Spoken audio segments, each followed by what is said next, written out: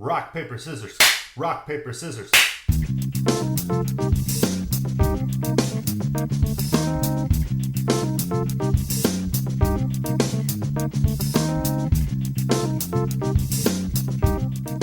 Episode 276 of the TV Dudes podcast, recorded March 19th, 2020. Can't go home again.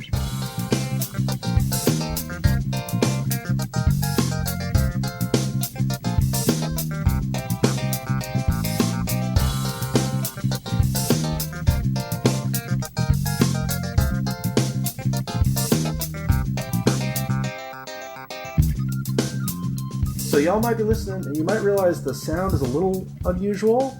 It might sound like one of us is panting into our microphone. And that is because we are recording remotely because of the virus that is sweeping the nation.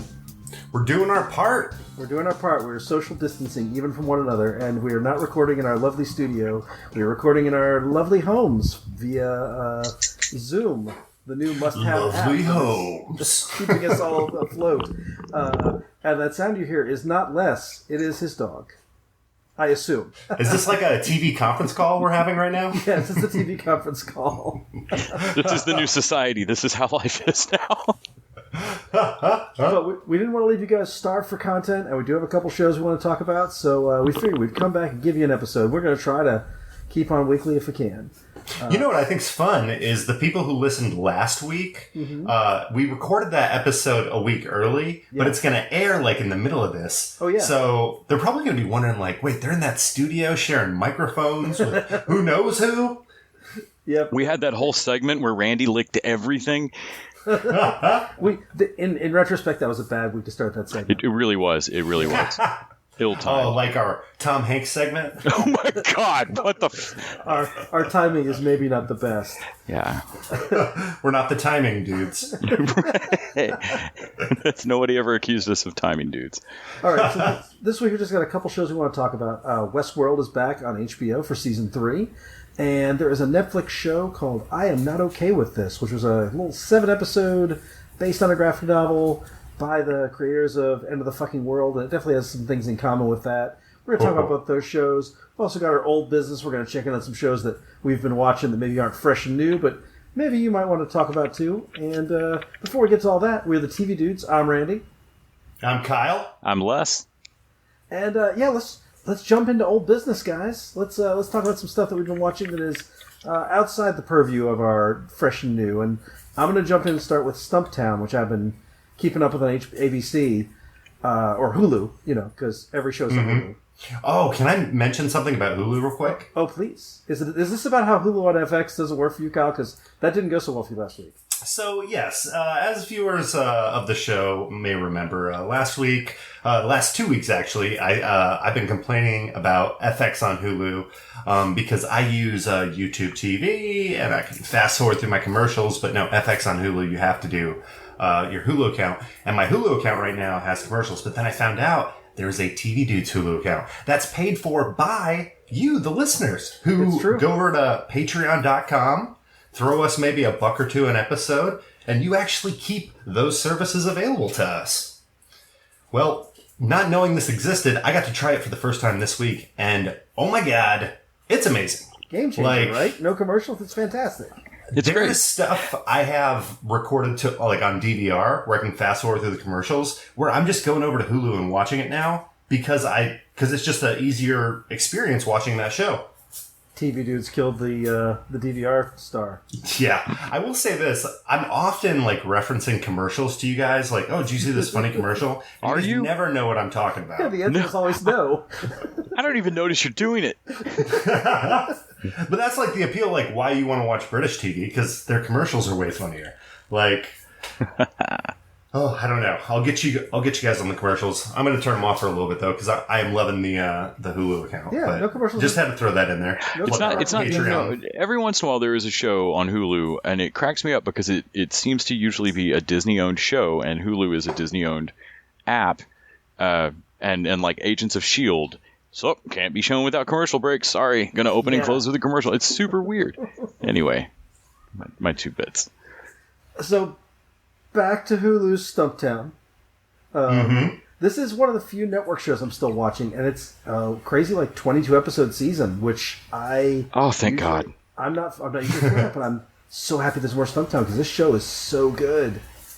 Wow. Is it your detective itch? I mean, it does get my detective itch. I did start watching it, and then immediately my companion who's watched it with me, I got her watching Terriers. We binged through Terriers, so she's seen all of that now. Nice. Stumptown has gotten better and better and better. I mean, I liked it initially. I like Kobe Smulders, like everybody involved. Michael... Jake Johnson, man. Jake Johnson's the... Yeah. The cop, Michael... Oh, Michael Ealy? Michael Ealy. I think? Yes, yeah. Michael Ealy. Yeah. Cameron Manheim. Yeah. He's... the whole cast is great, and the show's gotten better and better. Tukey and the little brother steal it. They're the greatest on the show. I was going to say, those guys they've just become such a big part of it. And the show has warmed more and more. I mean, now it's this, especially at the World right now, it's this great comfort food. I'm so glad there's a 22 episode show. I hope they got it all shot before this shit started and that it can all air. Because TV's about to get, I mean, you thought the writer's strike during season 2 of Heroes was fucked up. Yeah. We're going to look back 10 years from now, and you're going to have to explain to youngins why TV is so, like, why this good show is so weird this third season. Right. It's going to be really strange watching Westworld season 3 as told by J.J. Abrams from his couch. Right. With his, like, cats crawling all over him. And that is the question. I think we're not going to see this, the after effects of it, like, immediately. I think a lot of stuff is in the can. I'm sure Westworld season 3 is finished. Mm-hmm. Or at least at the point where the post-production is being done, like, by remotely by people. But, like, there's going to be a point at which there's going to be months with probably no content. Yeah, you'll know what sport fans feel like. But, yeah, the thing about Stumptown, I think that Dexter itself, that was an interesting enough story, but they've really gone all in on giving Gray and the cop and all that kind of stuff. His whole undercover arc was really good. Yeah, I agree. That actually got me scared for Gray. The whole Ansel moving out and having his bucket list of things to do when he's 18, his adulthood list, so good. Was great. And in the most recent episode, the Dex Files one that just aired last night or dropped whatever at 11 p.m. last night, they've really started letting his character. Gray has something happen to him where he's day drinking and just more, it's a bad day. And Ansel gets to be the one that's like, hey, buddy, I'm there for you, Yeah. And I was like, cool. He's not always the thing for the other characters to go rescue. Yeah, no, he's become a character all of his own. I'm really liking where they took Ansel's character. But it's super good, and honestly, I like it better than the graphic novel series that spawned it. That's really great to hear. I'd never read the graphic novel series, but I know the pilot didn't quite seem like maybe it was going to fully get the charm. No, it's the pitch for the graphic novel was basically he was doing Rockford Files in Portland, and I'm like, oh, that's great. And that's kind of not what the graphic novels are, but it's kind of what the show is. And that's really working. I want to watch that show, and I am. Yeah. Though I do want to know... Oh, go ahead, Kyle. Oh, no, I was like, that's a killer pitch right there. Yeah. I do want to know, after watching High Fidelity, who the fuck made that mixtape that is in her car? That shit makes no sense. You'd be run out of the store. It's true. Top 5 worst things to put on a mixtape next to each other has got to be like Neil Diamond and Pearl Jam. All right, so Kyle, you were going to talk about, you were wanting to talk about this for a little bit. Oh yeah, I think I've mentioned it a few times, but one of the shows I am really digging is season 2 of Miracle Workers over on TBS. They're calling it a Miracle Workers Anthology: Dark Ages. So that's like the title, Dark Ages. Yeah. And guys, this is hilarious. It is kind of a fish out of water take where we get to see everyday life in like medieval times where everybody kind of lives by those rules. But then our main character, she has the knowledge of like a modern day person. It's her name's Alex. Alex Shit Shoveler. Because everybody's name is what they do. So there's like Susie Baker, Jimmy Carpenter, and then there's Peter Pedophile. And they're like, what do you do, Peter? And he's like, oh, stuff. But yeah, so she's Alex Shitshoveler, and her father, Edward Shitshoveler, played by Steve Buscemi, is, everybody falls in line with what their parents did. And she's like, I don't want to shovel shit. I'm smart. I'm independent. I want to be like my own woman. And everybody else is like, are you crazy? I just don't want to die from plague. And that's where a lot of the humor in this show comes from, is getting to view kind of medieval mentality through the eyes of essentially like a 2020 hipster. And the close in the show, most of the characters, like I said, are so like into the world. They have no relevance of like modern times. The one character who kind of gets the closest to understanding her point of view is Daniel Radcliffe's character, which is Prince. Oh, what is it? It's escaping me now. I also have it right in front of me too, and I just can't read it. But he plays the prince of kind of the kingdom, and she's essentially trying to break him out of his shell. His father is like like King Skull Crusher, the Merciless or something like that, and he's just wants to have fun and be a dork. But the one of the examples of like a situation where they take this humor kind of to its natural conclusion is Daniel Radcliffe's character, the prince. He screws somebody over on the road. He's like, I want your duck, and the guy's like, I don't want to sell the duck, and he's like, okay, well, what if I gave you magic beans and da da da da. So he tricks the guy with magic beans, and then later he's like talking to his confidant Lord Vexler, who's played by that kid from Deadpool who drove the taxi. You guys remember him? Oh yeah. Yeah, who was also in Other Space. Yeah, Other Space was so good. Man, a lot of people came out of Other Space. There was a lot of cast. Oh man, yeah. Places. Dude, that is one of those shows. I'm surprised nobody's like bought it and like made some more of it, because that was a really good concept. But no, he Daniel Radcliffe's complaining. He's like, I feel really sick to my stomach. Like something doesn't feel good ever since we talked to that guy. And he's like, well, I think what you're feeling is guilt. And he goes, oh, that's cool. Can we get rid of it? Like, how do we get rid of that feeling? No, they have a great episode in here where they do a music festival for like the whole town, and Fred Armisen guest stars as this like emo rock star who like doesn't want to go on, and then he doesn't want to play like the originals. He just wants to play the new stuff, and he's like, you guys have all gone corporate. No, it is such a good time. They also have this really entertaining title sequence where it's scenes from the medieval village, but you see a chicken running through the scenes in slow motion until he's in the last one where the title card pops up, and then he runs off camera and you just see chicken feathers fly and the sound of an axe chopping. And they have this great theme song too, which if I tried to describe it, I would do it no justice, but it's kind of punk rock, kind of Queen sounding. If you guys remember, the first season of the show was completely different. The concept, and I didn't watch all of it, so I'm going to probably get it wrong. I watched all of season one. It was basically God decided to... It was weird. It was that John Travolta Olivia Newton-John movie where it's like, God's going to end the world unless these two people fall in love. It was so weird. It was such a weird concept. Well, and what turned me off is it came out so close to The Good Place. I was like, wait, what are they doing here? This seems like two different stories that are trying to say the same thing. And it was just, The Good Place was so original and unique. You don't even want to be like playing in the same, same ballpark, same sport. And I love that they found this take on this season 2 with like the medieval concept.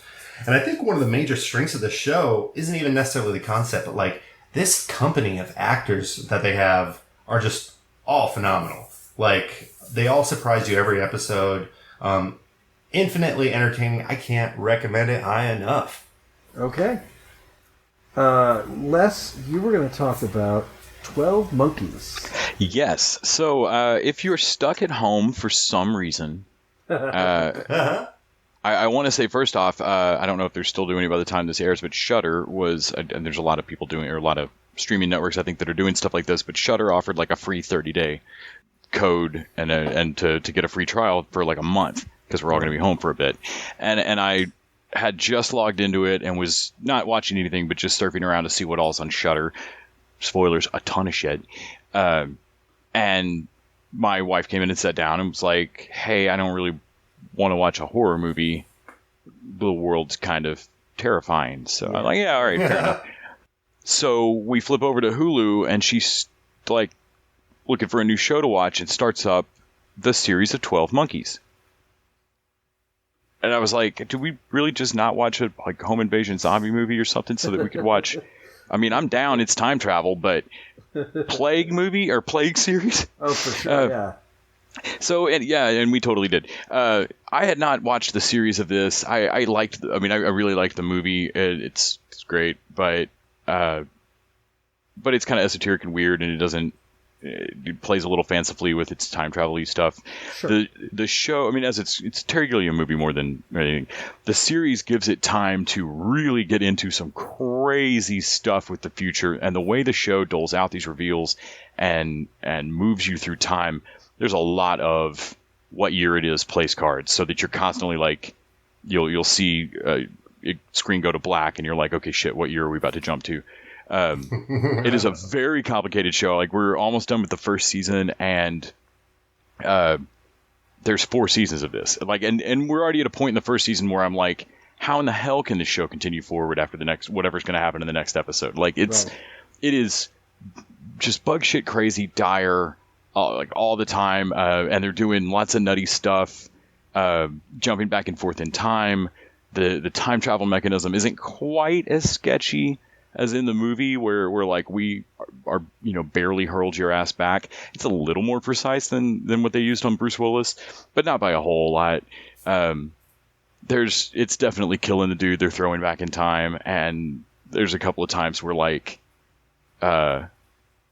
they land him on the wrong continent. Like there's one point where he lands in the wrong year in North Korea, and like he stands up and is like, he's supposed to be in like San Francisco or something like 2 years earlier, and is like, oh god damn it, and then consequently throughout history now there's this like one CIA satellite photo of this dude, American, supposedly being taken by North Koreans, and then just like mid interrogation like.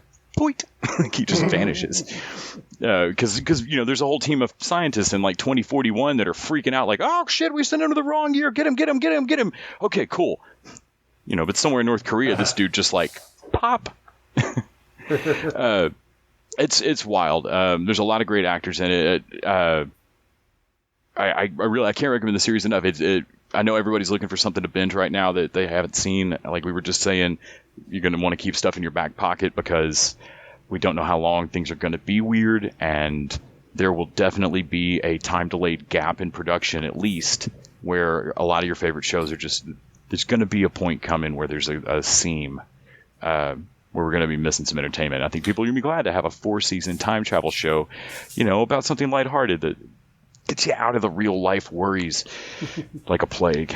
Well, I think what's going to be interesting about this gap we keep talking about is that the gap's going to be filled. We're not going to like go start reading books or anything. Oh, dude, no, Quibi's about to come out. I've got so much stuff I will rewatch. I will go back through Justified. I have no worry that we won't find a way to keep ourselves from getting ever bored. I also think the YouTube content, that stuff that's like really quick to digest, even that Quibi stuff you were talking about, like people are going to go find new content in other places. It's going to be really interesting to watch.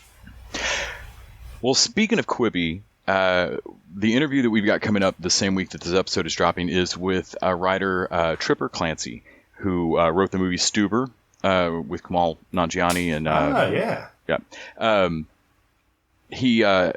he also wrote on I Am Not Okay With This, wrote a couple of episodes on that. So, but he is writing Die Hart, the Kevin Hart Quibi show. And Tripper's actually the person who got it called Die Hart. Oh, that's great. Which I want to hug him forever for that. I mean, I won't right now because social distancing, but Air 5 Tripper. So everybody should go check out that interview. Quibi looks like it's going to be a lot of fun. If people don't know what that is, it's 10-minute episode caps on a bunch of series, and seems to have this doesn't sound great, CISO level money behind it.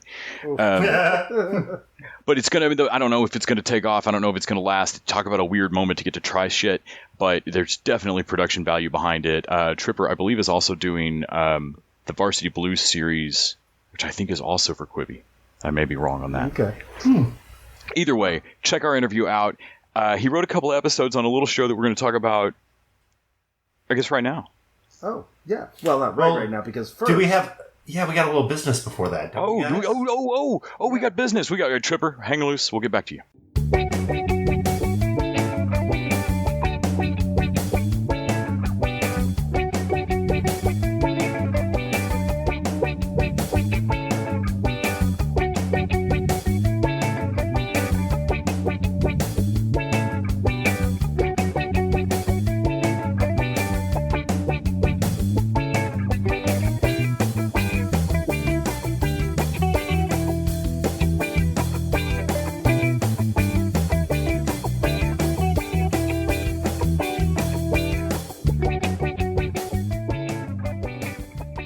It is time for David Morse to present. I'm sorry, I've just been handed. It's weird. I'm in quarantine. I've just been handed a letter. Yeah, guys, another cease and desist. David Morse does not want to be associated with this segment. I guess the postman doesn't have to work from home. No, it's a drone. Drones. So let's go ahead and we'll bring in his hack co-star Andre Braugher. So it is time for There's nothing hack about Andre Braugher. You take it back, Randy. The show hack. The show, everybody remembers that show, right? You're making this up. I know Yes. Les remembers that show. Yes, of course. Was it? Who isn't going to watch a down-and-out detective show? Like, they're all great. All of them, even the bad ones. Was David Morse a vigilante cab driver, or was Andre Braugher the vigilante cab driver? You know, looking back on it, I don't know. I'm not sure. I think it was Morse. I believe Morse was hack because this... I mean, if we go back more than 5 years, there's almost zero chance that Brower's not the best friend in this show. It's true. I think you're right. But let's bring him in. Andre Braugher presents the TV Dudes Top 5, presented by the TV Dudes. Kyle, take it away. Oh, thank you, Mr. Brower. Thank you, TV Dudes.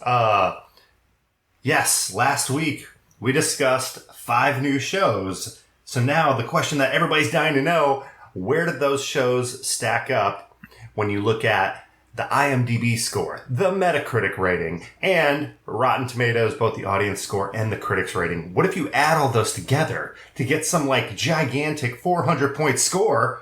Which would be the best show ever? Actually, Rick and Morty. I'm not just saying that as a fan. Just forever and always. The internet has said, no, that's our favorite show. You guys can argue over second place. But the shows we talked about last week, we actually had one of them break the top 5. I'll give you the rundown real quick if you don't remember. It was Breeders, Dave, and Devs over on FX. And then Randy, you mentioned Stumptown for the first time on our last episode. I did. So that got thrown in, kind of high actually. And then Mr. In Between, which is also on FX. But if you had to guess, which one of those shows would you put kind of in the lowest ranking? Les, do you have a guess here? I've already seen I forgot we talked about Breeders, so I'm going to guess Breeders. You know, I am caught up on Breeders and loving it, but you're absolutely right. Yeah, it's a hard thing to kind of digest, and I don't think a lot of people are going to get into it, which is really a shame because it is just cringe-worthy parent comedy. Michael McKean is in it. I love that show, and everybody else is going to hate it. But yeah, it's actually tied score with a Lego Masters, which is kind of weird. You can have 2 more different shows. That's in the 29 spot. In the 24 spot, Dave, it had a score of 275. That puts it right in between Altered Carbon and Reprisal. Devs, funny enough, is 4 points higher than Star Trek Picard in the number 15 spot. So it's Alison Pill in Devs, number 15, and then Alison Pill in Star Trek Picard, number 16. Yep. Michael Chabon versus Alex Garland. Yep. Stumptown beat all those shows. Number 13 spot. Yeah. It beat High Fidelity, who had a 316. It's got a 322 out of 400. It's right there, tied with The Outsider on HBO. So technically the number 12 spot. But yeah, do you, process of elimination, have you figured out what show broke the top 5? It's got to be my dad's favorite show, Mr. In-Between. Yeah, Mr. In-Between is in the top 5. It's got a 351. With a lot of bullets. Where do you guys think that puts it? That is shocking to me. Oh, I think you guys have the list, so you can't really guess. Yeah, that's in the number 5 spot. So it's 1 point behind Brockmire. So, Les, you're the kingmaker. I am. Yeah, so I hacked into Kyle's computers and Ferris Buellered the scores. So if you're keeping score at home, our number 1 show is Rick and Morty with a 367. Number 2 is Better Call Saul, season 5, 364. BoJack Horseman in the number 3 spot with a 357. Then Brockmire at 350, which actually their score went down a point this last week. I mean, that's not really that big, but... and then Mr. In-Between is our new number 5 show with a 351. Yeah, beating The Good Place by 1 point. So, even I feel weird about that. So I'm going to close out this segment with some hack facts, or hacks, if you will. So Hack as a show ran 2 seasons, which shocks me. It was created by David Koepp, who you might know as the screenwriter for Jurassic Park, The Shadow, the original Mission Impossible movie, and then increasingly bad Snake Eyes, Stir of Echoes, Panic Room, War of the Worlds, Indiana Jones and the Raiders of the Lost Brick. Oh, Indiana Jones and the Kingdom of the Crystal Skull. Angels and Demons, Inferno. Yeah, this guy should probably not be allowed to write anything anymore. But Hack also, Andre Braugher did play David Morse's buddy. His name was Marcellus Washington. Ah. It's a good name. It is a good name. Anyway, Hack is not streaming anywhere, and it's probably okay. So, question on the Breeders Lego Master ranking. Do we think that is parents who are sitting through Lego Master with their kids and loving it because Lego Masters is awesome? It's fantastic. And then they're putting those kids to bed and going, oh, God, pour me a box of wine and let's watch Breeders. This is the theory. You know what? Just rip the bladder out of the cardboard. Bring it here. The thing is, if you can stomach Breeders, it is really funny. But you have got to kind of commit to it. I'm not going to commit to that show. It sounds like child raising.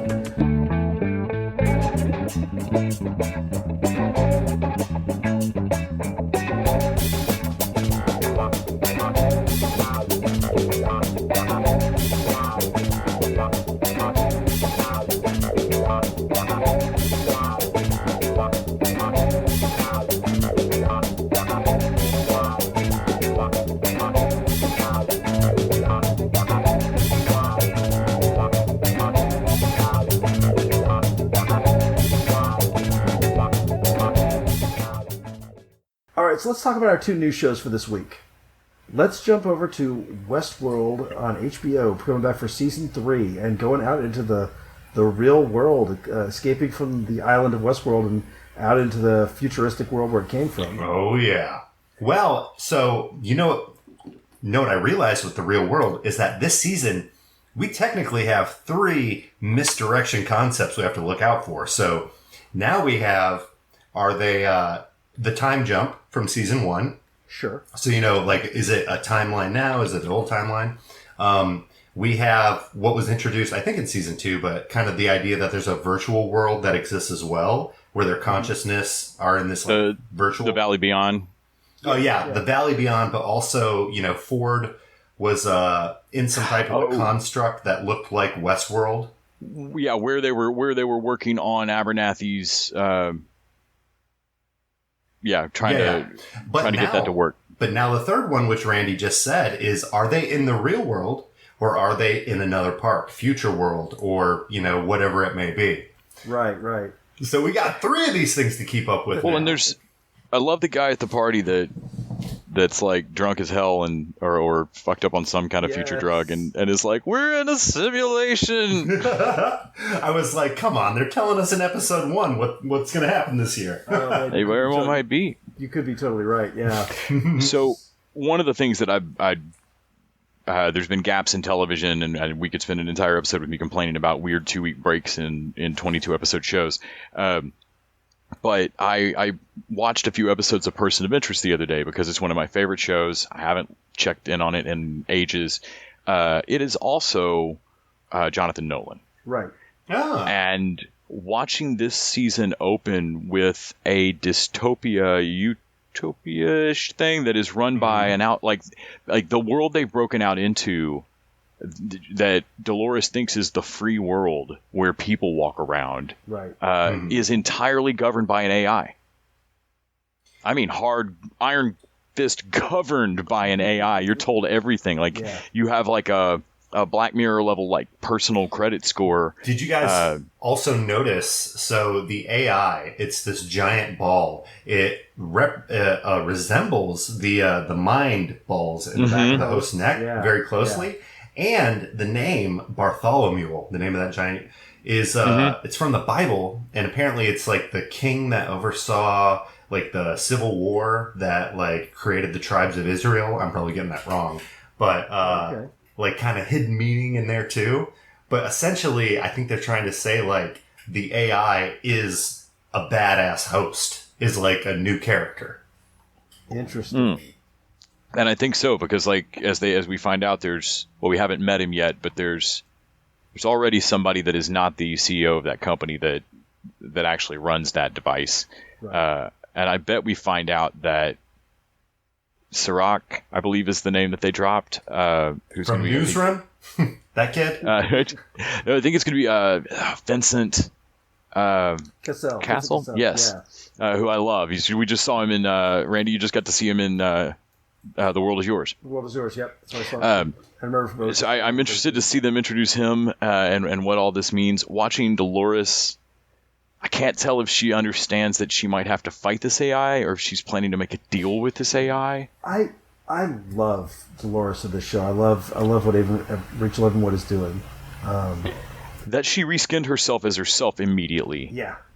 That she gives a shit right? That she gives a shit about that skin. Yeah. I mean that's not a choice other people made for her that she ditched.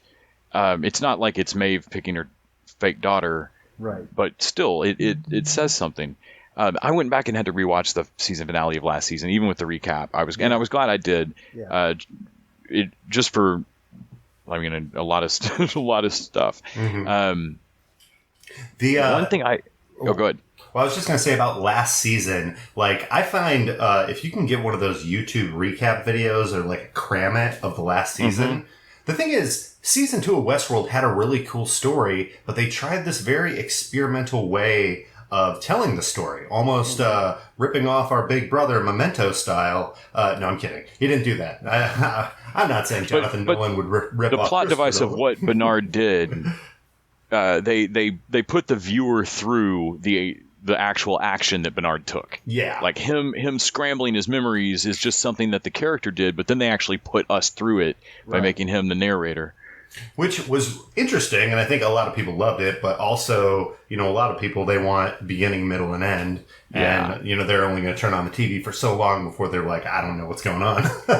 Yeah, and I do think that's one of the problems with Westworld is that some people really were like, I don't know what the hell's going on. And I love this show, but I definitely feel like sometimes it is a little bit of like, I want to shake them and be like, just tell me your goddamn story. Yeah. Well, I'm hoping, and I get the sense from this first episode we've seen that this season they're going to tell more of a linear story. It looks like. It seems that way. I'm interested to see where they're going. I did not, when I saw Aaron Paul was in it, I was like, you don't look like part of the rest. It surprised me that we're seeing this entire. It feels like the odd season of Fringe, this whole other world, I love Aaron Paul's story so far. Like, it's my favorite part. Like, don't get me wrong, the opening with Dolores and the tech billionaire and all that stuff was very. It's great, but but Aaron Paul as in like he was like basically living out his Grand Theft Auto in real life. This District 9 Elysium bullshit that he's got. I love the shitty phone app for crime. Yeah. It kind of reminded me of, what was that movie with James Franco's young brother and Julia Roberts' niece? Pulse? Surge? Nerve. Yeah, it kind of reminded me of that, where everybody's like, you like how those name shout-outs I just did? Yeah, that's great. That was great. I had no idea that was Julia Roberts' niece. It was actually Hack, was what you're thinking of. It's Hack. But no, I love like Tinder for criminals, and we get to see Marshawn Lynch. So wild. He was so much fun at that. Oh gosh, and the shirt that has his emotions on there. Yes. Well, I thought that was so funny. And then I'm gonna mess up her last name, but Lena Waithe from oh yes. Yeah. Oh, she's the other like criminal friend. Mm-hmm. And then I'm definitely gonna mess this name up, but Mantis from Guardians of the Galaxy. Palm Klimatev. Yeah, you didn't mess it up. When she showed up, I'm like, where do I know her from? And I had to go look. And I'm like, oh, of course, that's who it is. She has a cool enough name that when it popped up in the credits, and I was like, that's where I know her from. Yeah. No, these new characters that they're bringing in, you referenced it being kind of like a weird season, but I imagine there's just a lot of people like that are moving on to other things, or maybe they want us to think that so they can bring him back later in the season, Anthony Hopkins style, and give all the viewers a surprise. Well, I dug this first episode quite a bit. I'm very interested in Kyle, the notion of maybe it being Future World or not. I'm liking that, and the little teaser at the end of Nazi World was a great little. Oh gosh! Oh, wow, I wasn't expecting that. I totally forgot the park existed still. Well, and I don't know if you guys saw like the later this season, but you get to see some clips, and it looks like Maeve can control that like World War II world the same way. I did watch that. I watched all the after stuff because it said, stay tuned after the credits, and they did the behind the scenes. They showed like how all the Future World stuff is shot in Singapore, which is kind of a cool way to do it. And, oh my gosh. Yeah, have you guys ever seen Singapore? It is like literal Future World. Yeah, it's crazy. I mean, actually, it looks like this Westworld show. But they have this, they have these 3 skyscrapers, and at the top of the skyscraper, it's like a cruise ship that connects them all. And they have like restaurants and pools and bars all up there, but it's like in the sky. Yeah, I saw that in Crazy Rich Asians. Oh, yeah, that's right. Yeah. No, something I loved about this episode that we have to mention is Bernard has like become the Hulk, but he's got an on-off switch. Yeah, I love these like don't hurt them too badly. That was great. Yeah. Oh yeah, his Jekyll and Hyde click switch is amazing. Do you think he's clicking over to Ford? Maybe. And that's Ford? Or maybe he's got some program. He's like, I need sometimes to be violent. So rewatching that, so the question of clicking over to Ford, he is and he isn't. So rewatching the final episode from last season, there's the moment where, I'm blanking on the actress's name. Tessa Thompson? No. The girl, Welcome to Westworld? That girl? Yeah, she basically looks at Bernard and is like, I know you're a robot, sees all motor functions, and she goes and sits him down. And then she turns around and immediately gets killed, and Bernard just sits and has to watch it. Right after that, he has this conversation, like he has his final conversation with Ford in his head, where he like yells for help. And basically Ford looks at him and is like, I'm part of your programming. I'm just an image of Ford you put around a bunch of stuff you don't want to do. So I think on the one hand, he is clicking over to that, but it isn't really Ford. It was always Bernard.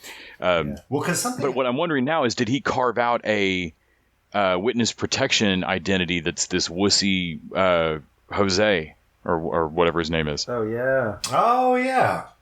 Well, no, I was thinking if it was Ford, we got to see how Delos, when they created the AI version of him, or like the backed up version, over time it would always break down, and he would get like crazy violent. Like he massacred all those hosts in the one simulation.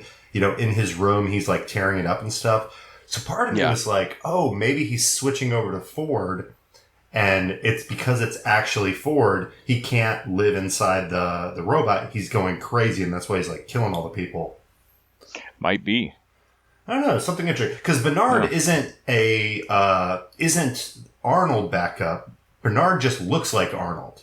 Bernard's the new Arnold that is different that Dolores built. Yeah, so that explains why he doesn't have that same degradation issue. Which I think this is going to be the season where we see somebody who is a human that's been put in a host body. That's definitely where we're going. Yeah. Yeah. So looking forward to more of that. This is one of those I'm so glad it's back. It's so good. Man, they did so much more with this show than they did with that movie. Yeah. Right. So let's jump over to the other show we want to talk about, which is I Am Not Okay With This. This is a quick binge. This is like 7 episodes, half-hour episodes. You can burn through it pretty quickly, and I was completely in love with this show. I loved it.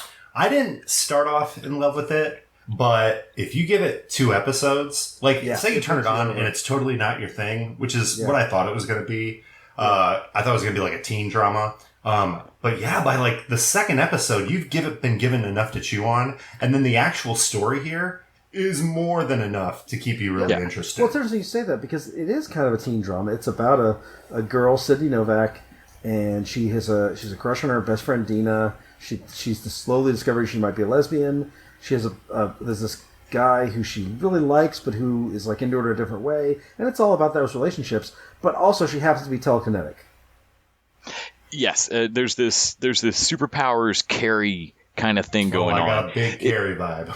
This is coming out. This is a graphic novel by, as we said, like the same Charles Forsman, same person that wrote and drew Into the Fucking World. Yeah. It is also made by the same showrunner director, Jonathan Entwistle, who directs all the episodes. It has a similar vibe for sure. Yeah, I believe he directs every episode. It's got a similar vibe. Yep.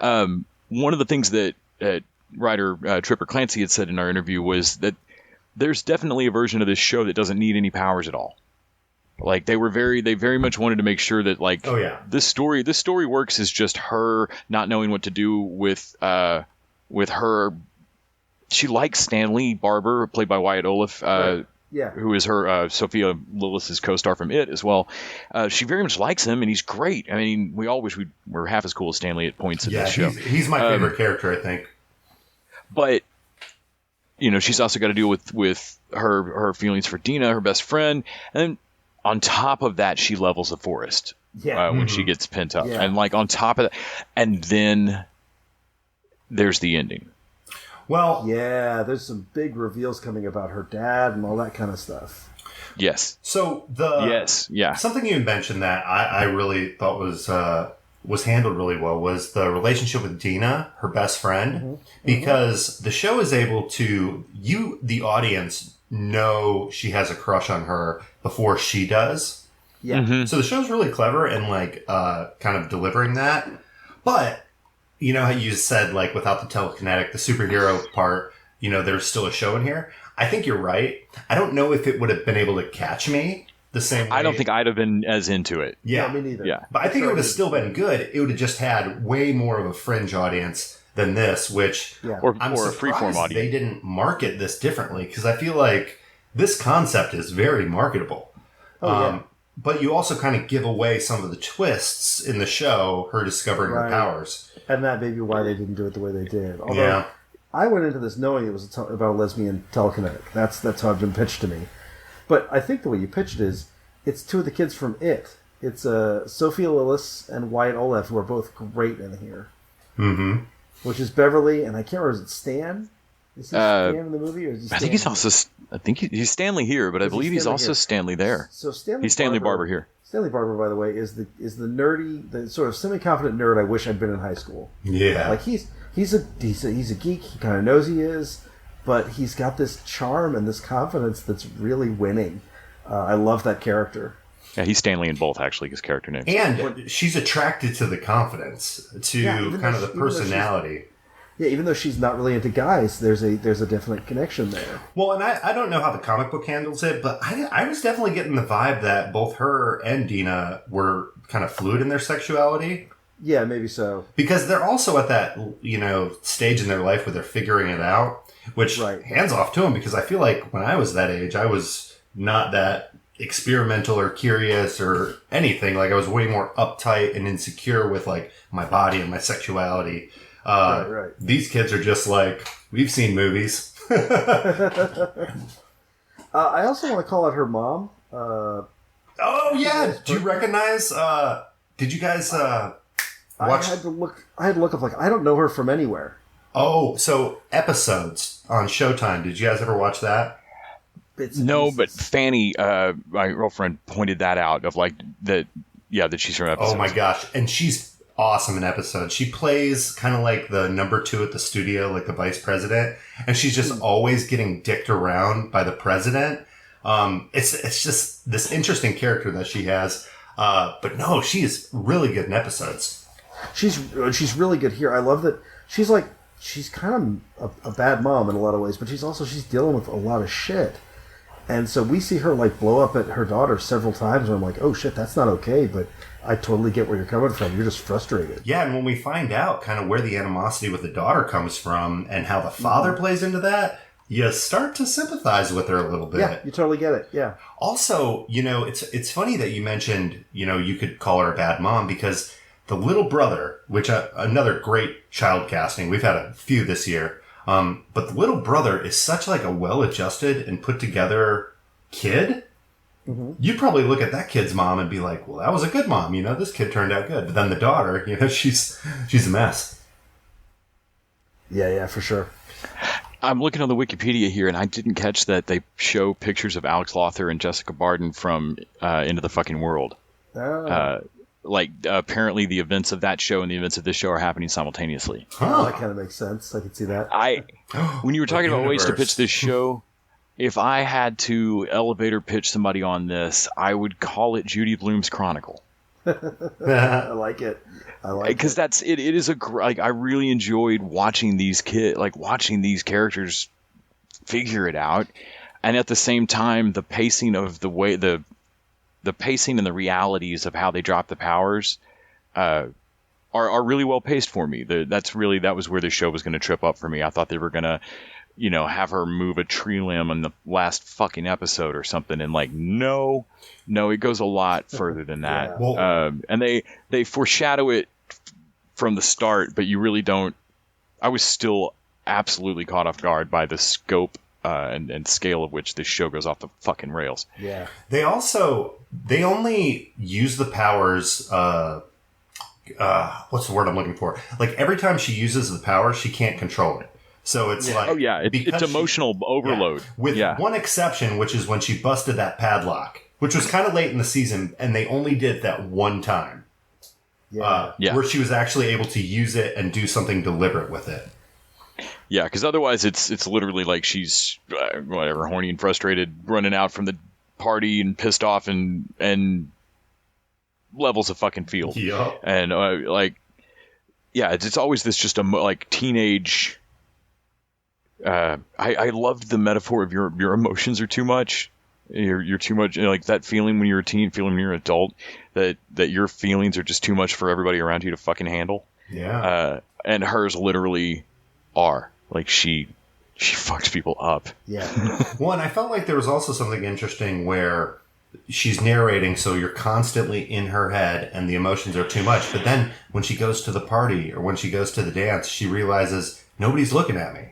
Like Dina's the only one looking at me right now, right. And all of that was in my head. So there's points where she kind of starts to figure it out. But again, she's a teenager, so she's going through that, that phase where everything's, so emotional. So yeah. Can we talk about the ending a little bit and possibly what we're going to do in season 2? Yeah. So if you haven't watched this, we're gonna do some spoilers.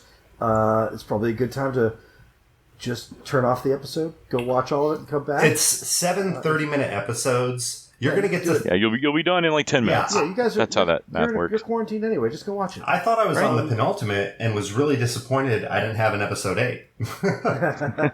So yeah, let's talk it out. So at the end of spoiler time, at the end of your penultimate episode, though, then that jock dick's head fucking burst. Yes. Oh my god. So here's the thing. We knew this was going to happen. The first scene in the show is her in blood, and oh my god, walking up the street. Just we should have seen it coming, and I didn't. Mm-hmm. I didn't. That's what the beauty of the show. Yeah, you don't see it coming, even though that's where the show's going to land. I really just thought they were going to dump a bucket of paint or blood or something on her. When his head popped in the middle of the friggin' school dance, I gasped. It was so great. Oh, and it was so satisfying too, And she just turns and goes and she starts and leaves. Yeah, well, that's what you do. I think that's probably a good call. I thought it was incredibly realistic that the whole room lost their shit to a degree that you could just walk away. Yeah. Yeah. So that wasn't what I thought the big reveal at the end of the season was going to be. I actually thought they were telegraphing another reveal. So much so, I wouldn't be surprised if they do this in season 2, but I thought they were going to find out she killed her dad. Oh, wow. Ooh. Because, that's kind of the dark thing about this show is once you find out about the father's suicide, even when you get the hint later in the season that, he had superpowers as well and was probably, maybe a victim of his own accident, or maybe kind of this mysterious figure that we see lurking in the background. Maybe they had something to do with it. But I'm like, how hardcore? And for a show like this, for the character to find out, oh no, you are responsible to this degree and your actions and all this stuff, like, life isn't fair. That kind of seems like the motif of this show. So I was expecting something dark like that. Right. Yeah, I'm interested to see. There's no way that this is a good mentor that works out beautifully. Right. Oh, yeah, I don't see that going that way. I just thought of something else. One of the scenes that I was like, that was fucking brilliant. Who was the kid from It with the curly hair, the cool kid? Yeah, Stanley Barber. So the scene with him and his dad in the last episode where it gets tense for a moment. Yeah. And you think that his dad's about to beat him. And then he just burps and just kind of giggles and sits back in his seat. And they totally didn't go that. I was like, this show had so many opportunities to go 13 Reasons Why. And I'm so glad they didn't. Yeah. Yeah. So, yeah, it's really good. It's going to go high on my, I don't know how you guys are feeling, but I'm like, is my best of 2020 going to be like 8 shows? but we got some good ones. This is definitely Do you know how much TV we're going to watch for the end of this year? Oh, we're not even a quarter of the way through. Well, you say that. Who knows how much more TV there's going to be? You mean new TV? Oh, yeah. We're going to have to dust off that old shit. I can't put Justified in my best of 2020, no matter how many times I watch it. All right, but that will wrap it up for us this week. Thank you, Kyle. Thank you, Les. Well, why, thank you, Randy. Thank you, Randy. And we'll be back hopefully next week with more. I hope you all enjoyed this pandemic-infused episode. And until that time, TV Dudes out!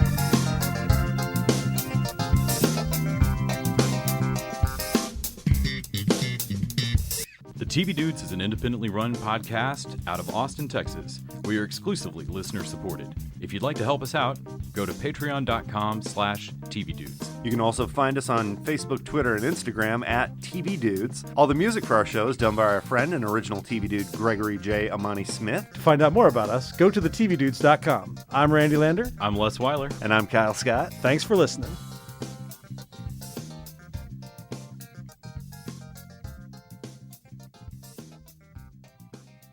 All right. Rock on. Stop recordings.